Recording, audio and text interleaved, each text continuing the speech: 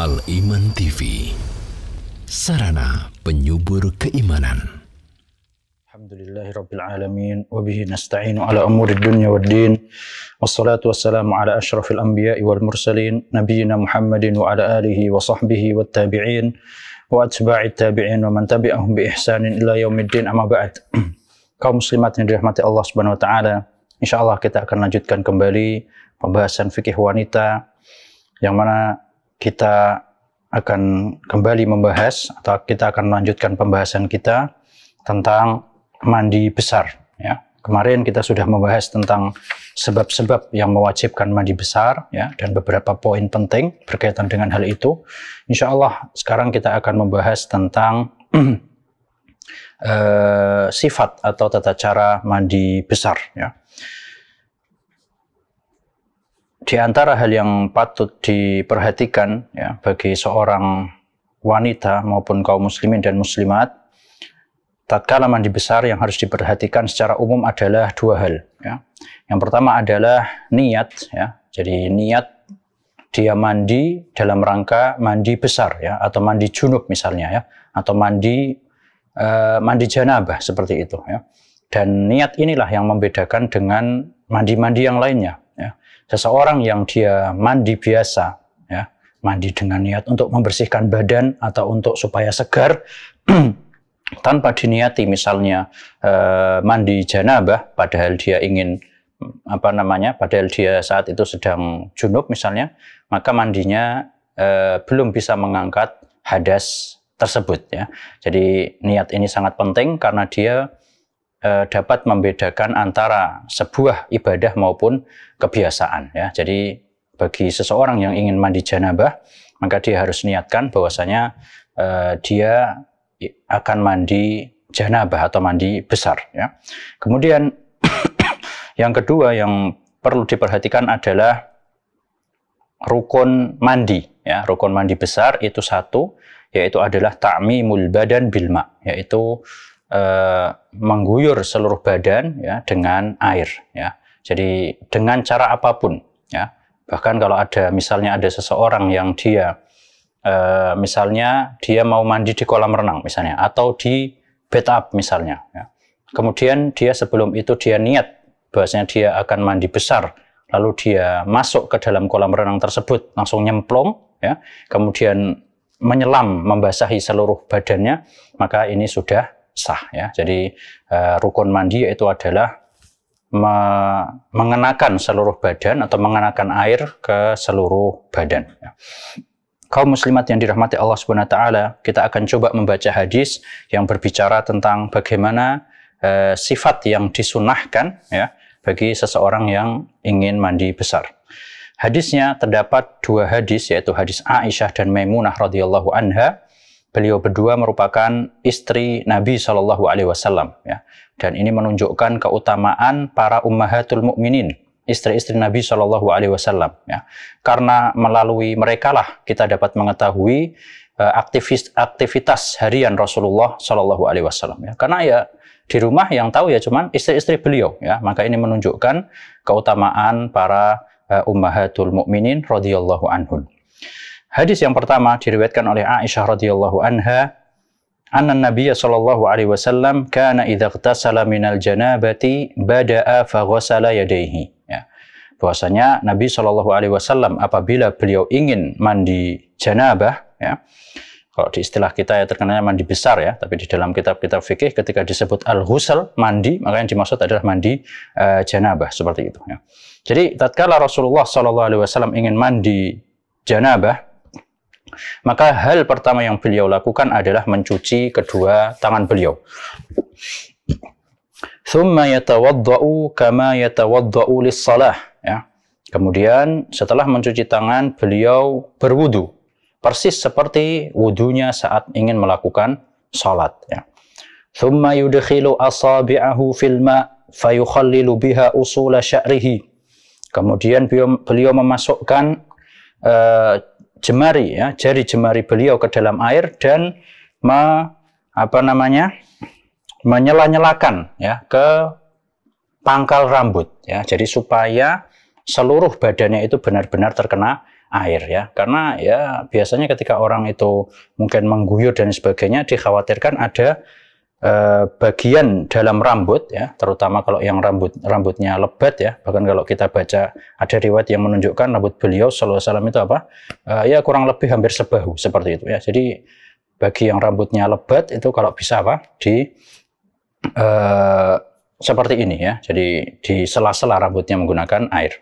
Tsumma yasubbu ala ra'sihi thalatha ghurafin biyadaihi. Kemudian setelah menyela-nyela dengan air di pangkal rambut beliau, maka beliau pun mengguyur kepalanya 3 kali guyuran ya dengan kedua tangan beliau. Tsumma yufidul ma'a ala jildihi kullihi. Kemudian beliau mengguyurkan air ke seluruh tubuhnya ya.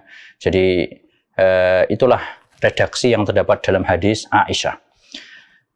Kemudian kita coba baca redaksi yang terdapat dalam hadis Maimunah radhiyallahu anha. Beliau mengatakan, wada'tu lin-nabi sallallahu alaihi wasallam ma'an lil ghusli ya. Aku meletakkan ya, menyiapkan air bagi Nabi sallallahu alaihi wasallam untuk mandi ya. Ini menunjukkan bagaimana khidmah atau layanan seorang istri kepada suaminya ya. Jadi disiapkan airnya untuk digunakan mandi oleh beliau.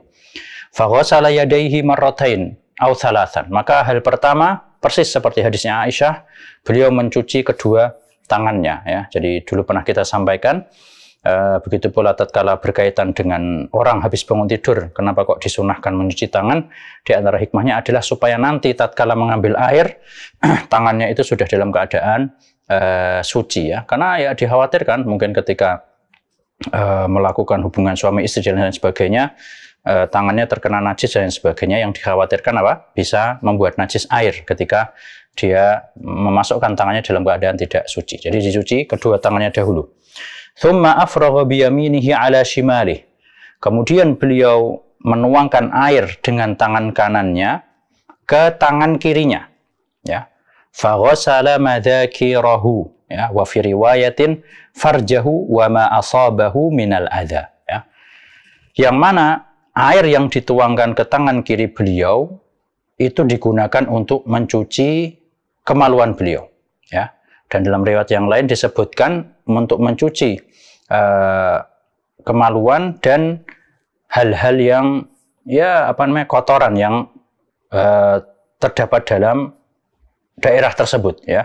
Jadi kenapa kok disunahkan kita mandi dengan tata cara seperti ini? Karena orang yang junub, janabah, itu biasanya anggota tubuh yang paling banyak terkena kotoran adalah di bagian situ ya, di organ intimnya seperti itu ya. Maka perlu diperhatikan, ini dibersihkan dulu dengan sebelum mandi ya, diperhatikan sebelum mandi ya. Tsumma dallaka yadahu bil ardi aw bil haiti tsumma ghassalaha ya. Setelah beliau mencuci kemaluannya dengan tangan kiri beliau, maka beliau pun menggosokkan tangan tersebut ke lantai ya, atau ke tanah ya, atau ke dinding lah ya. Intinya kata para ulama, agar kotoran yang dikhawatirkan menempel di tangan yang setelah digunakan untuk membersihkan kemaluan tersebut bisa hilang atau lebih bersih ya. Jadi seperti itu. Ya kalau sekarang mungkin bisa pakai sabun dan sebagainya ya. Tsumma matmadha wastanshaqa. Kemudian beliau pun bermatmadhah, berkumur-kumur dan melakukan istinsyak ya. Jadi ya mulai berwudu lah ya. Jadi setelah mencuci kemaluan beliau berwudu ya. Jadi supaya nanti jadi kenapa kok mencuci kemaluan ditaruh di depan ya, supaya nanti ketika setelah mandi itu sudah siap untuk melakukan sholat. Jadi hadas besar dan kecilnya sudah terangkat. Jadi mencuci kemaluan dulu, baru wudu, baru mandi ya. Jadi pas mandi itu jangan sampai nanti nyentuh kemaluan lagi. Karena kalau nyentuh kemaluan ya wudunya batal. Dia wajib wudu setelah mandi seperti itu. Wa ghassala wajhahu wa yadayhi wa ghassala ra'sahu ya, persis seperti orang wudu ya. Jadi membasuh wajah, membasuh tangan ya, kemudian kepala beliau ya. Seperti tadi diceritakan itu ya. Jadi wudu seperti wudunya orang mau sholat, kemudian beliau mengguyur kepalanya. Tsumma sabba ala jasadihi, kemudian beliau pun mengguyur ke seluruh badannya. Ya. Tsumma tanaha faghasala qadamaihi. Kemudian beliau berpindah tempat, ya. Kemudian membasuh kedua kakinya. Ya. Jadi para ulama mengatakan dibolehkan bagi seseorang yang mandi junub itu tatkala wudu mengakhirkan membasuh kaki di akhir mandi, ya, atau membasuh kakinya di awal mandi tadi ketika wudhu, terus di akhir tidak perlu. Ya, jadi terserah mau milih yang mana. Apakah wudhunya cuma sampai mengusap kepala saja, terus kakinya diakhirkan. Ya. Sebagian ulama mengatakan hikmah beliau mengakhirkan mencuci kaki ini biar beliau keluar dari kamar mandi dalam keadaan bersih, ya, tidak membawa kotoran maupun najis. Ya. Tapi kalau mau membasuh kakinya di awal wudhu seperti tadi juga tidak apa-apa, terserah, ya. Fanawalathu atau fanawaltuhu hirqatan, ya. Kemudian si Maimunah ini, ya, istri beliau Maimunah radhiyallahu anha memberikan sepotong kain, ya, kurang lebih handuk lah, ya, di zaman kita. Faqala biyadihi hakadha wa lam yuridha, ya. Ternyata beliau menolaknya dan tidak menginginkan handuk tersebut, ya. Kedua hadis ini sahih riwayat Bukhari dan Muslim. Para jemaah yang dirahmati Allah Subhanahu wa taala, dari sini kita dapat ambil faedah juga bahwasanya meskipun, ya, ada sebagian ulama yang mengatakan sebaiknya bagi orang yang mandi ataupun berwudu, maksudnya mandi besar, ya, itu tidak mengeringkan airnya, ya. Jadi di antara alasan yang mereka sampaikan karena ini adalah air dari bekas suatu ibadah, ya, maka jangan dikeringkan. Ya. Namun, wallahu a'lam, pendapat yang insya Allah saya pribadi lebih cenderung kepada hal itu dibolehkan. Ya. Jadi tidak apa-apa bagi orang yang berwudu maupun mandi besar untuk mengeringkan tubuhnya menggunakan handuk maupun yang lainnya, tisu dan lain sebagainya. Ya. Kenapa? Karena kalau kita perhatikan lebih detail, ya, di sini Maimunah radhiyallahu anha mencoba untuk memberikan handuk. Ya. Hal itu dapat dipahami, ya, bahwasanya bisa jadi kebiasaan beliau itu aslinya setiap mandi pakai handuk. Ya. Cuman pas momen ini atau pas saat ini beliau sedang tidak ingin. Ya. Jadi tidak mungkin kalau itu bukan kebiasaan beliau, terus istrinya tiba-tiba melakukan ini, ngasih handuk. Ya. Jadi itu merupakan jawaban para ulama yang mengatakan tidak apa-apa, ya. Jadi bukan suatu hal yang tidak baik bagi seseorang untuk mengeringkan badannya dengan handuk maupun hal yang lain setelah dia wudhu maupun mandi besar. Wallahu a'lam. Dari hadis ini kita dapat ambil kesimpulan bahwasanya urutan mandi seperti tadi, ya. Jadi pertama, ini urutan mandi yang sunnah, ya. Jadi kalau misalnya ada orang yang dia tidak melakukan seperti yang dicontohkan ini, yang penting seluruh badannya kena air. Jadi yang penting itu dua hal tadi, para jemaah yang dirahmati Allah. Yang pertama niat, yang kedua seluruh badannya kena air. Itu yang paling penting, ya. Adapun tata cara yang dijelaskan di dua hadis ini adalah tata cara yang hukumnya sunnah, ya. Jadi kalau kita praktekkan maka bagus, ya. Nggak apa-apa, coba kita simpulkan. Jadi yang pertama adalah mencuci kedua tangan, ya, 3 kali. Kemudian mencuci kemaluan dengan tangan kirinya. Ini termasuk adab juga, ya, dalam hal yang berkaitan dengan hal-hal yang bukan hal yang dimuliakan, ya, maka kita menggunakan anggota tubuh bagian kiri, ya. Kemudian dalam kitab ini disebutkan, ya, tidak wajib bagi seorang wanita untuk memasukkan air ke dalam farjinya, ya, karena seandainya itu wajib maka pasti akan dijelaskan oleh Nabi Shallallahu Alaihi Wasallam. Ya, ini menunjukkan tidak perlu sampai seperti itu. Kemudian selanjutnya setelah dia membersihkan kemaluannya maka dia berwudu, ya, seperti wudunya mau sholat. Ya. Nah, tatkala wudu ini dia boleh mengakhirkan mencuci kakinya di akhir mandi nanti atau saat itu juga boleh, ya. Tapi dengan syarat pas mandi nanti jangan sampai memegang kemaluan lagi, ya. Karena kalau sampai memegang ya berarti batal wudunya, ya. Jadi nanti dia habis mandi harus wudu lagi, ya, seperti itu. Jadi kalau bisa membersihkan kemaluannya di awal, habis itu baru wudu dan hindari jangan sampai menyentuh kemaluan, ya, seperti itu. Kemudian selanjutnya adalah mengguyur air ke kepalanya 3 kali. Ya. Usahakan sampai pangkal rambut ini juga kena air, ya. Karena harus kena semua. Ya. Dan di sini disebutkan wala yalzamuha idza kana laha dhafiratun an tanqudha sya'raha.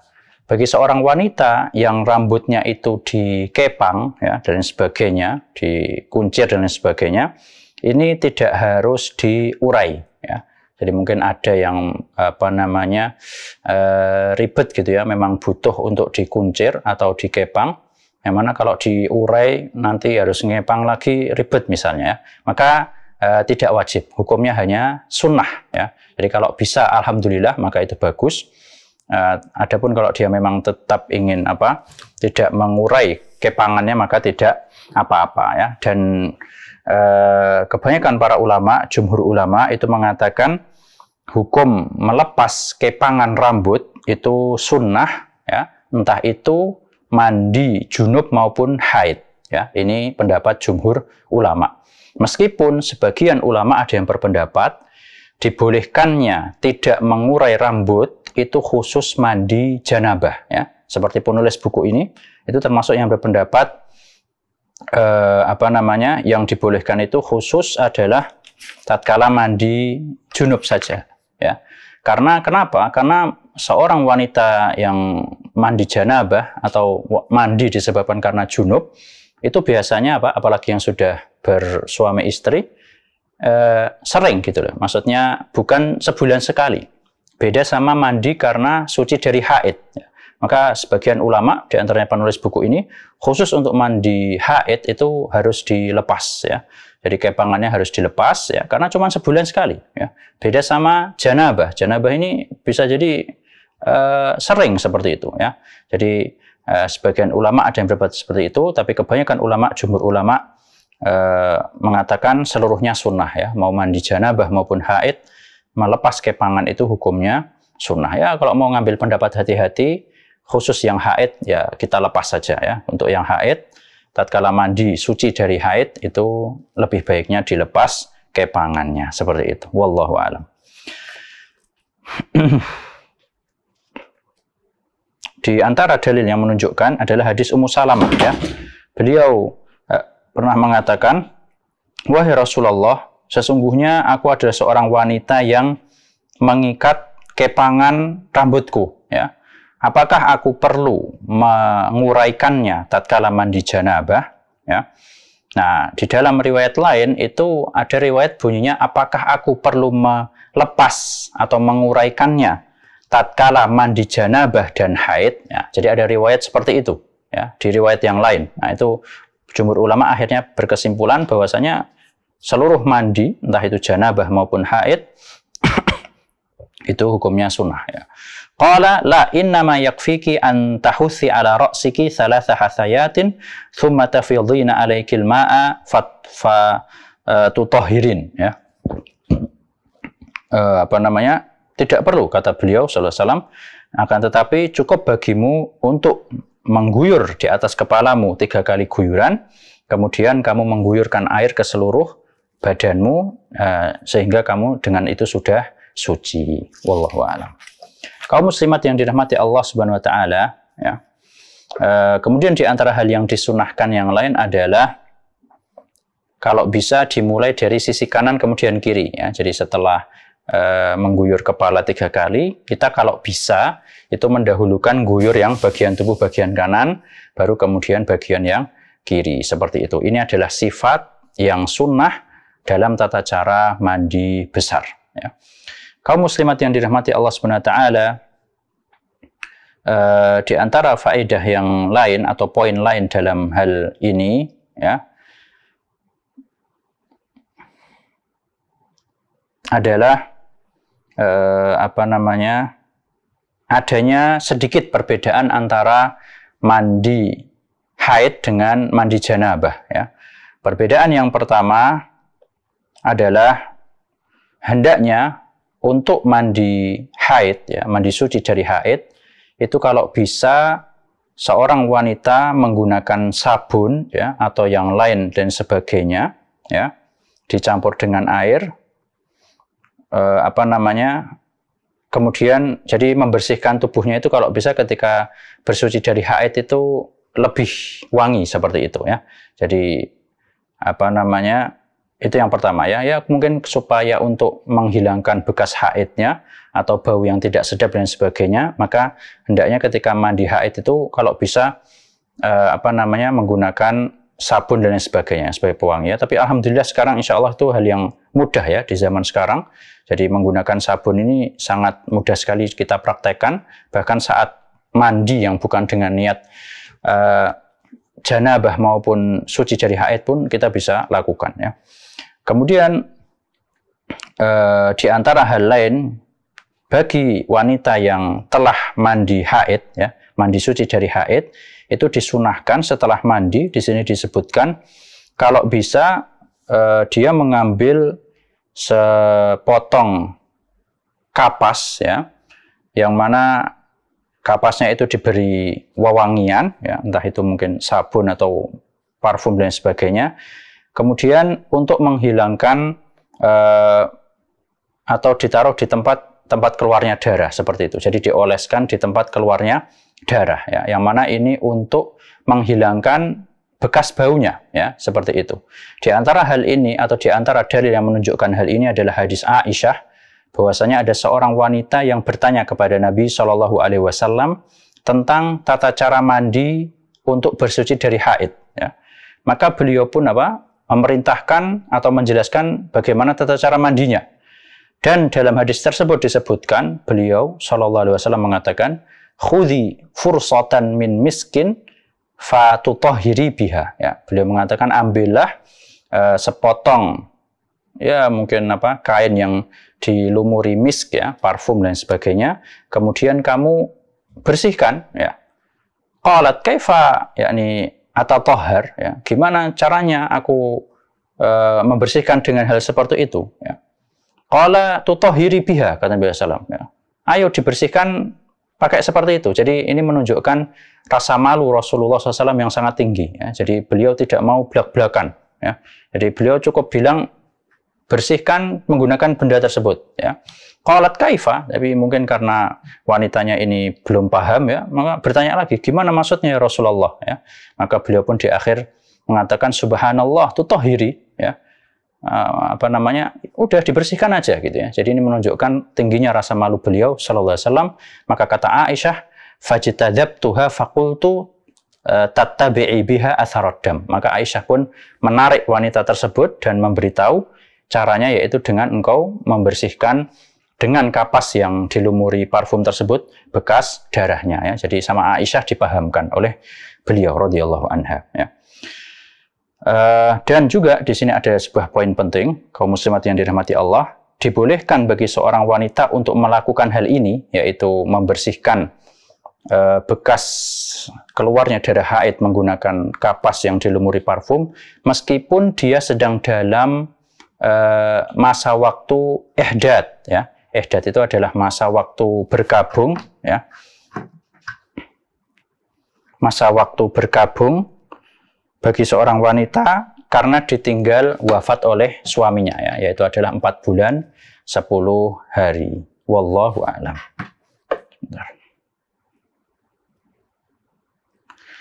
Kaum muslimat yang dirahmati Allah Subhanahu wa taala, kemudian di antara faedah yang lain adalah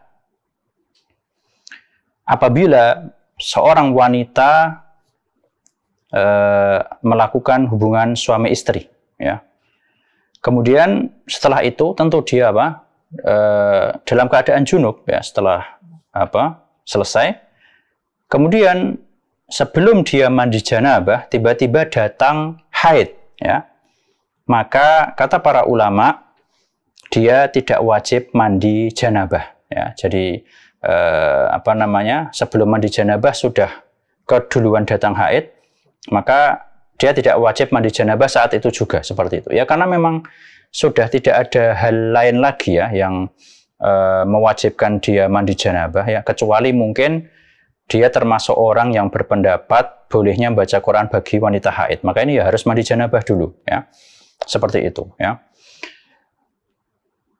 Akan tetapi yang wajib bagi dia adalah tatkala nanti misalnya ada orang yang haidnya cuma 2 hari ya, terus dia kebetulan habis janabah belum sempat mandi, terus dia mau mandinya nanti di akhir, di jamak niatnya. Nah, nanti mandinya setelah 2 hari, mungkin ya kalau ada yang seperti itu misalnya ya. Terus dia niatkan nanti saya mandi dengan niat mengangkat hadas akbar yaitu janabah dan sekaligus mengangkat untuk suci dari haid ya, mandi dalam rangka suci dari haid, maka ini tidak apa-apa ya, seperti itu ya. Kemudian jadi boleh menggabungkan 2 niat, yaitu menghilangkan hadas janabah dan dalam rangka mensucikan diri dari haid dengan melakukan satu mandi dengan syarat apa? Diniatkan untuk menghilangkan dua-duanya ya. Jadi niat untuk menghilangkan janabah dan untuk suci dari haid, seperti itu. Kemudian di sini disebutkan juga apabila tatkala seorang wanita sedang mandi janabah ya, atau mandi besar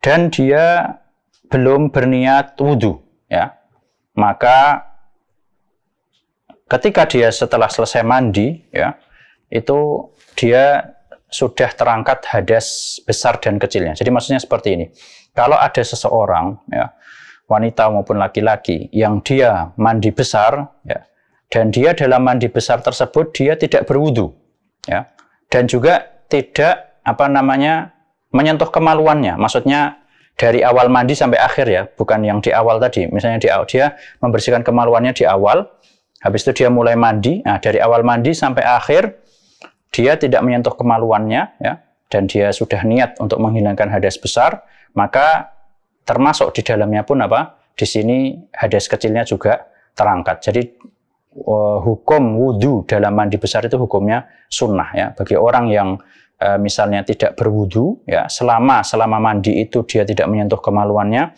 maka dia bisa langsung sholat ya. Jadi dengan mandi tersebut hadas besar maupun kecilnya sudah terangkat ya. Beda kalau pas mandi di tengah mandi misalnya dia menyentuh kemaluannya ya, maka di sini dia wajib wudu di akhir mandi nanti ya. Jadi mandinya nggak perlu diulang dari awal ya, karena kan mandi kan sebabnya karena hadas besar. Ya, jadi mandinya tetap diteruskan, nanti di akhir dia harus berwudu, seperti itu. Kemudian di antara poin penting yang lain adalah dibolehkan bagi seorang wanita untuk mandi bersama suaminya, ya, dan ini adalah pendapat ijma' kaum muslimin. Ya, seluruh ulama sepakat akan bolehnya hal ini. Ya, dan tidak ada larangan bagi setiap dari mereka untuk melihat aurat pasangannya ya. Jadi ini pendapat yang lebih tepat, di sana tidak ada larangan, bahkan bukan suatu hal yang makruh ya. Meskipun ya ada sebagian ulama yang berpendapat sebaiknya tidak, tapi di sini menurut beliau itu bukan suatu hal yang makruh apalagi sampai haram ya. Di antara dalil yang beliau sebutkan hadis Aisyah radhiyallahu anha, kuntu aghtasilu ana wan nabiyyu sallallahu alaihi wasallam min ina'in wahid fayubadiruni hatta aqula da'li wa kilana junubun ya. Yaitu hadis tentang mandinya Aisyah radhiyallahu anha bersama Nabi SAW ya, dari satu bejana ya, yang mana mereka saling berlomba-lomba untuk mengambil air dan mereka berdua dalam keadaan junub ya. Di sini tidak disebutkan kalau setiap dari pasangan tersebut, setiap dari beliau menutup auratnya dan yang lain sebagainya ya, seperti itu. Kemudian di antara poin penting lainnya adalah dibolehkan bagi seorang yang junub ya, itu untuk tidur ya. Misalnya dia junub ketika malam hari, maka memang sebaiknya kalau bisa mandi ya, atau kalau dia belum mau mandi, maka disunahkan untuk berwudu ya sebelum tidur. Ini hukumnya sunnah. Tapi kalau memang dia tidak mau melakukan pun tidak apa-apa. Misalnya nanti saja ketika bangun tidur itu tidak apa-apa, tapi sebaiknya berwudu. Wallahu a'lam. Kaum muslimat yang dirahmati Allah Subhanahu wa taala, itulah tata cara mandi besar dan beberapa poin yang berkaitan tentang mandi besar ya. Kemudian kita akan sebutkan secara ringkas di antara mandi-mandi yang hukumnya sunnah ya. Jadi disunahkan bagi seseorang tatkala ingin melakukan aktivitas ini untuk mandi sebelumnya. Di antaranya adalah mandi bagi yang ingin melakukan hubungan suami istri. Ya, jadi misalnya ada seorang suami istri melakukan hubungan, kemudian ingin melakukannya lagi, maka disunahkan sebelum melakukan lagi itu untuk mandi. Ya. Dalam hadis disebutkan hadza azka wa atyab wa athhar, ya. Jadi kata Nabi SAW, yang demikian itu lebih suci, lebih baik dan lebih suci lah, ya, seperti itu. Kemudian juga mandi setelah pingsan, ini juga hukumnya sunnah, ya. Kemudian juga mandi bagi wanita yang mustahadhah, ya, yang keluar darah sakit, ya, darah karena penyakit, itu disunahkan mandi setiap sholat dan hukumnya sunnah, ya. Adapun yang wajib maka itu wudunya, ya. Orang yang mustahadhah, wanita yang diuji dengan keluarnya darah mustahadhah, itu wajib wudu setiap sholat, ya. Adapun mandi setiap sholat maka hukumnya sunnah, ya. Kemudian juga yang disunahkan yang lain adalah mandi untuk 2 hari raya, ya. Ini hukumnya sunnah, dan juga di hari Arafah, ya. Semoga kita dimudahkan untuk haji, amin amin. Kemudian juga di antara yang disunahkan adalah mandi setelah memandikan mayit, ya.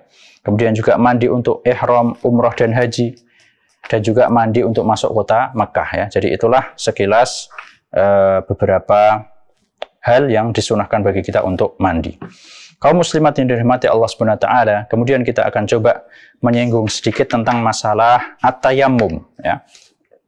Tayamum, kaum muslimat yang dirahmati Allah Subhanahu wa taala, yaitu adalah menggunakan media debu, ya, dalam rangka bersuci, entah itu hadas kecil maupun hadas besar, ya, tatkala tidak ada air ataupun tidak bisa menggunakannya, ya. Jadi yang dapat kita simpulkan yang pertama yaitu menggunakan debu. Tayamum itu menggunakan debu, kemudian bisa menghilangkan hadas kecil maupun hadas besar, ya. Makanya dulu di pertemuan sebelumnya kita pernah membahas tidak layak bagi seorang istri untuk menolak ajakan suaminya untuk berhubungan suami istri meskipun dengan dalih tidak ada air, ya. Jadi bisa dengan tayamum kalau memang tidak ada air, ya. Jadi seperti itu. Taib. Jadi yang terakhir adalah tatkala, ya, penyebab tayamum itu adalah tatkala tidak ada air atau ada air tapi dia tidak bisa menggunakannya, entah karena sakit, ya, atau tidak ada yang bisa bantu dia untuk berwudu, ya, atau karena takut, ya, takut ada musuh dan lain sebagainya, ya, maka ini dibolehkan untuk tayamum, ya. Dalil keumuman tayamum terdapat dalam surat An-Nisa ayat yang ke-43. Allah Subhanahu wa taala berfirman,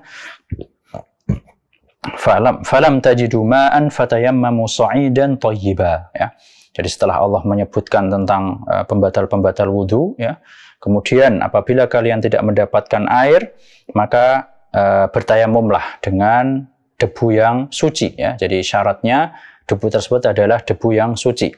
Famsahu biwujuhikum wa aydikum, dan usaplah wajah dan tangan kalian, ya. Kemudian di antara dalilnya adalah sabda Nabi SAW, inna sa'ida at-tayyiba tahurul muslim, ya. Sesungguhnya debu yang suci itu adalah media bersucinya orang Islam. Wa illam yajidil ma'a 10 sinin, meskipun dia nggak dapat air sampai 10 tahun, ya. Kemudian juga dalam hadis yang lain,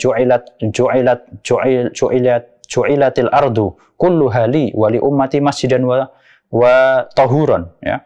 Sesungguhnya telah dijadikan bumi ini seluruhnya bagiku dan bagi umatku sebagai masjid. Maksudnya boleh sholat dimanapun, ya, kecuali di tempat-tempat yang memang dilarang seperti kamar mandi, ya, maksudnya toilet, kemudian kuburan, ya, kemudian kandang onta dan sebagainya, ya. Selain itu maka hukumnya suci, boleh kita sholat dimanapun, ya. Mungkin kita lagi safar tidak mendapatkan masjid, sudah, ya, kita sholat di pinggir jalan, ya, kalau memang ditakutkan akan habis waktunya. Dan juga dijadikan sebagai media untuk bersuci, ya, tahur. Fa'ainama adrakat rajulan min ummati as-salatu, ya, maka siapapun dari umatku yang dia mendapatkan waktu sholat, fa'indahu masjiduhu wa indahu tahuruhu, maka dia sudah siap di samping dia itu tempat untuk sholat dan juga media untuk bersuci ya, kalau memang tidak ada air ya. Dan kapan seseorang dibolehkan untuk melakukan tayamum ya? Yang pertama adalah seperti yang disebutkan, tatkala tidak ada air ya, sama saja apakah dia sedang mukim atau sedang safar ya. Jadi tidak khusus safar saja ya. Jadi kalau dalam ayat itu ada penyebutan kata safar, itu min bab al-aghlabiyah, karena rata-rata yang nggak ada air itu adalah tatkala safar ya. Kemudian yang kedua adalah tatkala memang tidak bisa menggunakan air karena sakit dan lain-lain sebagainya. Maka dua keadaan inilah yang membolehkan tayamum ya. Kemudian kaum muslimat yang dirahmati Allah Subhanahu wa taala, di sini ada sebuah poin penting ya, meskipun tidak disebutkan oleh penulis di sini.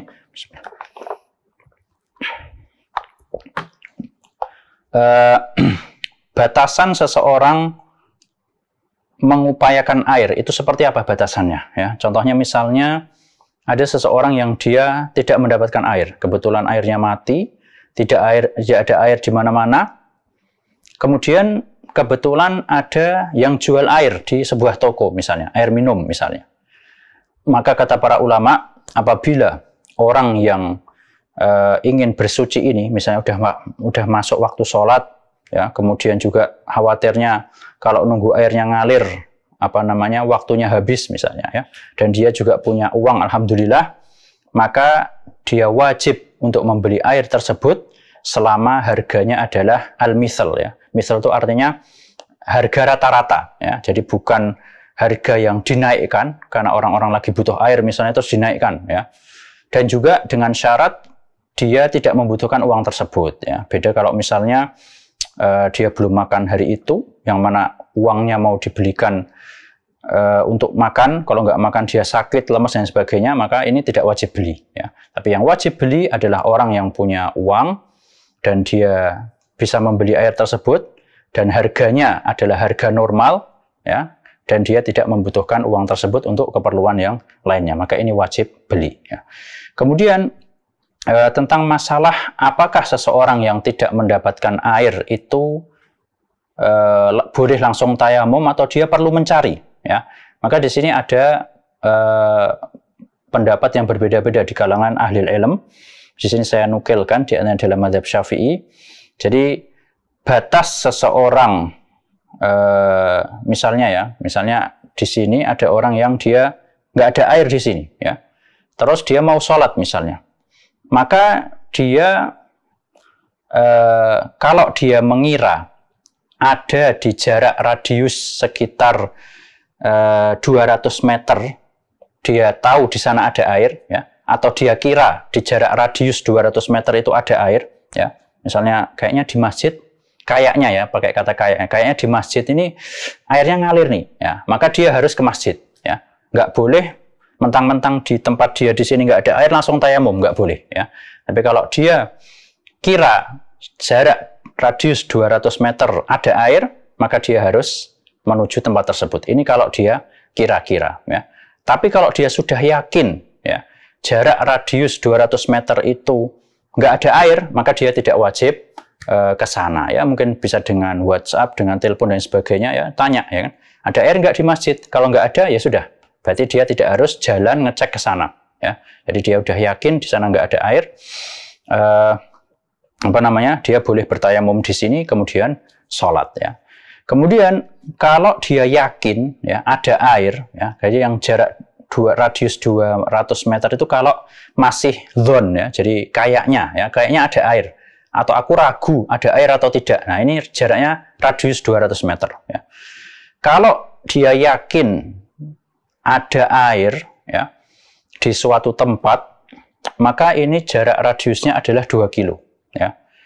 Misalnya di daerah sini nggak ada air ya, tapi dia yakin ada di daerah mana gitu ya, di daerah suatu daerah yang jaraknya dalam radius 2 km, dia yakin, harus yakin ini ya, yakin di situ ada air ya. Sekarang alhamdulillah teknologi gampang ya, maka dia harus ke sana seperti itu ya.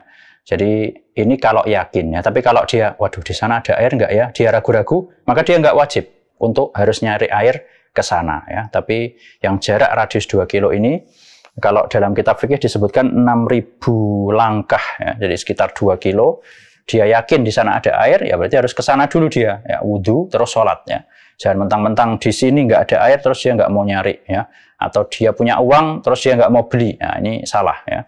Jadi kita harus berusaha sebisa mungkin untuk mewujudkan air, ya, untuk sholat, ya. Dan seperti kita jelaskan, ya, tatkala orang itu tahu apa yang wajib, dia akan menggunakan air sebaik mungkin, ya. Mungkin digunakan untuk membasuh wajahnya saja, ya. Mungkin kumur-kumur dan istinsyak hukumnya sunnah, ya. Kemudian membasuh tangannya 1 kali, ya, wajah sekali, tangan sekali, membasuh rambut, ya, membasuh kaki sekali, ya. Jadi insya Allah tidak banyak yang dia butuhkan. Kemudian mungkin kita lanjutkan sedikit di sini, ya. Apabila seseorang punya air, ya, yang mana air ini terbatas, ya, mungkin lagi safar dan sebagainya, ya, di daerah yang jauh, di hutan gitu, ya, yang mana air ini akan digunakan untuk minum tatkala dia haus, ya, maka di sini dia tidak wajib menggunakannya untuk berwudu dan dia boleh tayamum, ya. Jadi misalnya kita punya air, yang mana air tersebut kita bingung, ya. Kalau aku pakai buat wudhu, aku nggak bisa minum, kehausan. Kalau aku pakai buat minum, aku nggak bisa wudhu. Ya, maka dalam hal ini lebih didahulukan air tersebut untuk minum, kemudian kita bersuci dengan menggunakan tayamum. Ya, wallahu a'lam. Kemudian ada sebuah kasus para jemaah sekalian, kalau seseorang dia takut apabila berwudhu dengan air, waktu sholat akan habis, ya. Bolehkah dia bertayamum? Ya, misalnya ada orang yang ketiduran, pas bangun-bangun, waktu sholatnya tinggal 3 menit atau 2 menit. Nah, ini kamar mandinya jauh, ya, harus turun asrama dan sebagainya.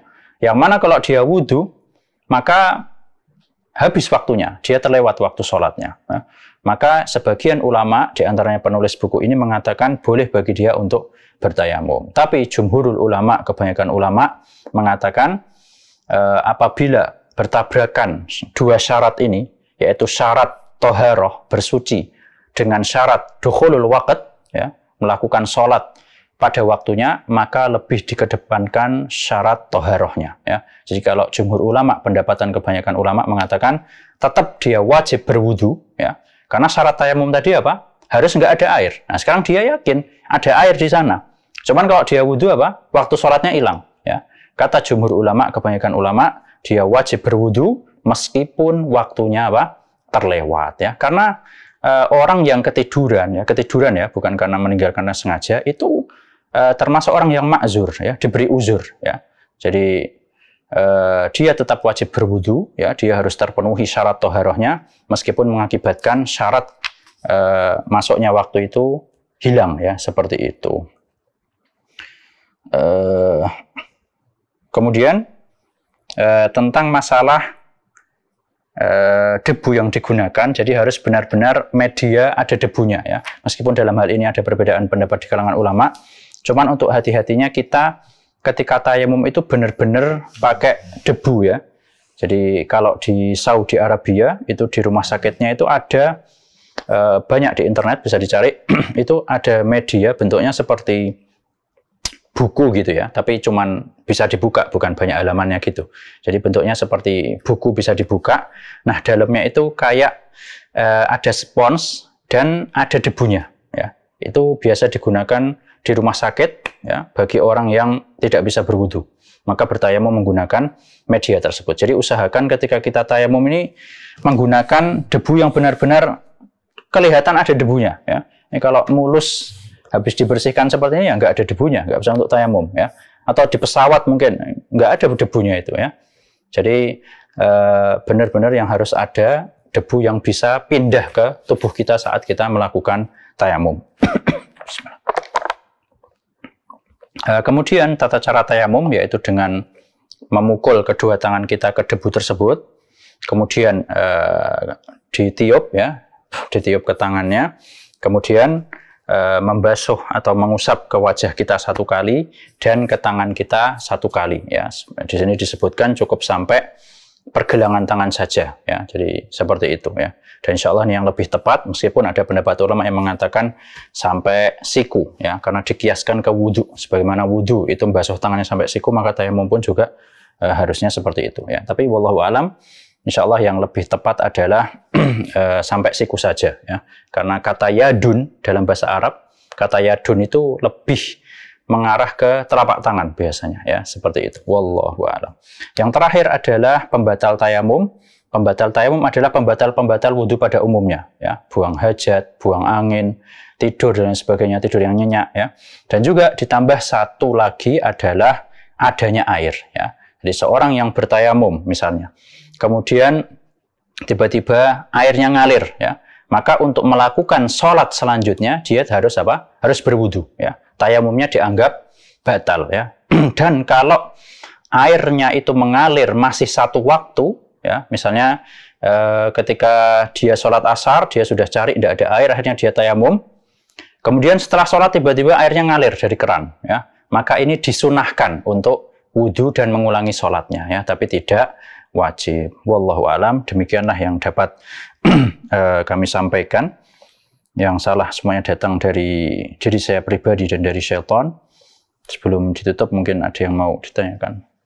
Tafadhol. Dukung channel kami dengan like, subscribe, dan aktifkan notifikasi agar kamu tidak ketinggalan video-video menarik lainnya.